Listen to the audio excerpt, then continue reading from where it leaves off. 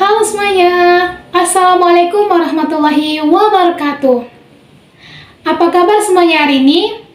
Alhamdulillah, luar biasa, Allahu Akbar. Alhamdulillah semuanya baik ya. Sebelum memulai pembelajaran kita hari ini, ada baiknya kita berdoa. Satu jari kananku, satu jari kiriku, ku susun jadi dua, ku buat jembatan. Dua jari kananku, dua jari kiriku, ku susun jadi empat, jadilah kamera cekrek. Tiga jari kananku, tiga jari kiriku, ku susun jadi enam, jadilah menara. Empat jari kananku, empat jari kiriku, ku susun jadi delapan, jadilah kelinci. Lima jari kananku, lima jari kiriku, ku susun jadi 10, ku buat berdoa. Bismillahirrahmanirrahim. Rabbi shrahli sadri wa yassirli amri wahlul 'uqdatam min lisani yafqahu qawli. Rabbi zidni ilman warzuqni fahman. Amin. Oke, semuanya sudah berdoa. Supaya tambah semangat belajarnya, kita mulai nyanyi dulu nih. Kita nyanyi lagu Kolam Susu. Semuanya hafal nggak lagunya? Oke, kalau hafal kita nyanyi bareng-bareng ya. Bukan lautan, hanya kolam susu. Kail dan jala cukup menghidupimu. Tiada badai, tiada topan kau temui. Ikan dan udang menghampiri dirimu.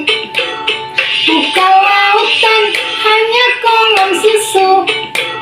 Kail dan jala cukup menghidupimu. Tiada badai, tiada topan kau temui. Ikan dan udang menghampiri dirimu.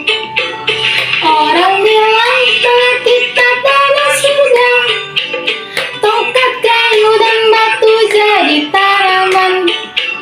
Orang bilang tanah kita tanah surga. Tongkat kayu dan batu jadi tanaman. Hore! Nah, segitu dulu ya nyanyinya. Dari lagu tadi, bukan lautan, hanya kolam susu. Dapat kita pelajari bahwa Indonesia ini terdiri dari banyak sekali kekayaan alam atau sumber daya alam yang sangat melimpah. Dari lagu tadi dapat kita ketahui bahwa pembelajaran kita hari ini adalah tentang tema 1, subtema 1, pembelajaran 3, tentang materi pokok Indonesia sebagai negara maritim dan negara agraris. Tujuan pembelajaran ini diharapkan agar kalian bisa memanfaatkan sumber daya alam yang ada di Indonesia ini dengan sebaik-baiknya dan mensyukuri atas nikmat Allah Subhanahu wa Ta'ala.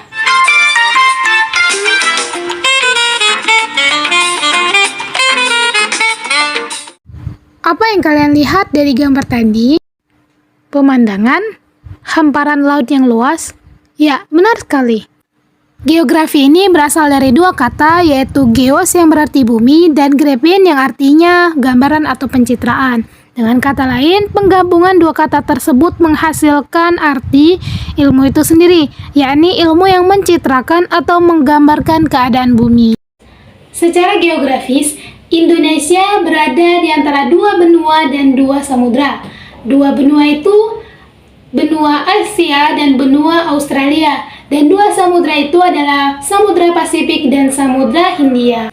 Secara umum, Indonesia ini termasuk sebagai negara maritim dan negara agraris. Indonesia ini terdiri dari berbagai macam suku budaya bangsa, sehingga menjadi keragaman dan identitas bangsa Indonesia. Kita lanjut pada pembahasan yang pertama, yaitu Indonesia sebagai negara maritim. Ada yang tahu nggak sih maritim itu apa? Ya, maritim itu adalah kepulauan. Indonesia dikenal sebagai negara kepulauan. Kenapa? Karena Indonesia ini banyak sekali lautnya daripada daratnya. 1/3 itu darat dan 2/3 itu adalah lautnya. Itulah sebabnya Indonesia menyandang gelar negara kepulauan. Lalu yang kedua yaitu Indonesia sebagai negara agraris. Apa sih agraris itu? Ya, agraris itu biasanya sering dikaitkan dengan pertanian, sehingga Indonesia sebagai negara agraris adalah Indonesia memiliki lahan atau hamparan yang sangat luas sehingga banyak penduduk yang tinggal di pedesaan atau pegunungan menjadi petani, sehingga dapat dikatakan bahwa Indonesia ini sangat berkontribusi besar dalam perekonomian maupun menunjang kebutuhan pokok masyarakat. Pengaruh sosial negara Indonesia sebagai negara maritim dan negara agraris, salah satunya adalah Indonesia ini menjadi sangat terbuka dan saling berinteraksi serta bekerja sama dengan negara lain dalam hal apapun. Contohnya saling tolong-menolong dan sebagainya. Selanjutnya, pengaruh terhadap ekonomi. Indonesia ini sangat menguntungkan sekali loh, karena negara maritim tersebut dapat berpengaruh kepada perekonomian bangsa. Indonesia ini sebagai jalur perdagangan dunia karena dilalui oleh berbagai macam negara yang melalui laut kita, dan dapat menguntungkan Indonesia dari pemenuhan barang ekspor dan impor. Selanjutnya, pengaruh di bidang kebudayaan. Banyak sekali nih budaya yang ada di Indonesia ini dan sangat beragam. Salah satu contohnya adalah budaya Karapan sapi merupakan salah satu kebudayaan yang ada di Madura. Angklung merupakan alat musik kesenian dari Jawa Barat, bernada ganda yang dimainkan dengan cara digoyangkan. Wayang merupakan kesenian dari Jawa. Reog Ponorogo merupakan salah satu warisan budaya Indonesia yang berasal dari Jawa Timur dan kesenian kebudayaan lainnya. Selanjutnya di bidang komunikasi. Komunikasi ini apa sih? Komunikasi ini adalah suatu penyampaian informasi dari seseorang untuk menyampaikan pesan ke orang lain. Selanjutnya di bidang transportasi. Sekarang pada zaman modern ini banyak sekali transportasi yang bisa kita gunakan. Contohnya kapal, motor, mobil, pesawat, dan sebagainya. Nah, itulah dapat kita simpulkan bahwa Indonesia sebagai negara kepulauan yang memiliki lautan yang sangat terhampar luas dan daratan yang menjadi lahan pertanian, sehingga menjadi penunjang makanan pokok utama atau penunjang perekonomian utama yang ada di Indonesia. Nah, itulah tadi materi yang saya sampaikan. Semoga bisa menjadi ilmu yang bermanfaat. Semoga sedikit banyaknya ilmu yang saya sampaikan bisa bermanfaat untuk teman-teman. Saya akhiri, wassalamualaikum warahmatullahi wabarakatuh.